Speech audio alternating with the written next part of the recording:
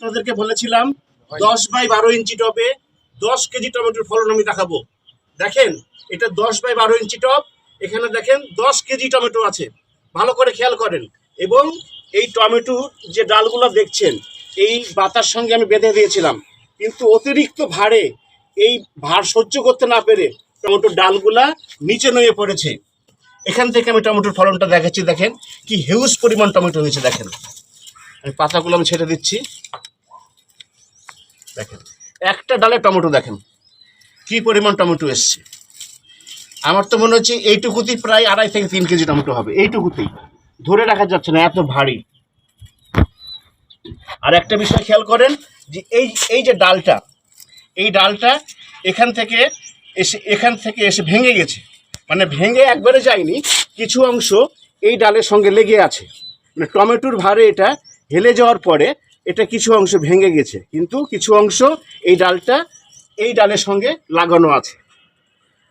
পাশে দেখেন এই বোটাতেও হিউজ টমেটো এসছে এবং এই মাটির মধ্যেও অনেক টমেটো হয়ে আছে। এবার এই পাশে দেখেন অগন্তি টমেটো।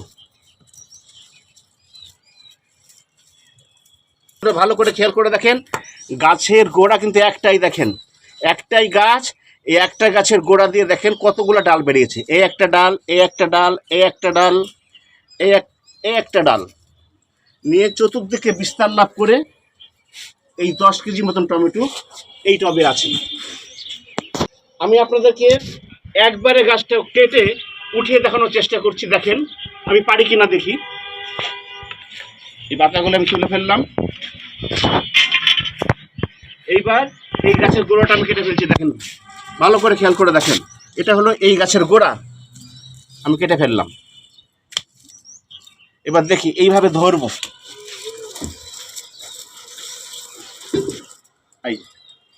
ওরে বাপ রে বাপ, দেখেন huge tomato, huge tomato, huge tomato. এই পাতাগুলো যদি ছেটে দেওয়া যায় আরো টমেটোগুলো ফুটে উঠবে। দেখেন আমার মালার মতন হয়ে গেছে। দেখেন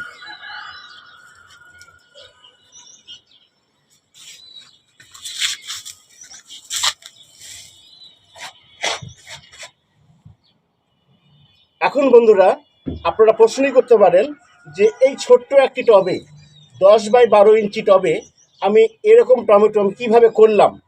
মাটি যদি ঠিক মতন করা যায় তাহলে এই ধরনের ফলন আপনারা পাবেন।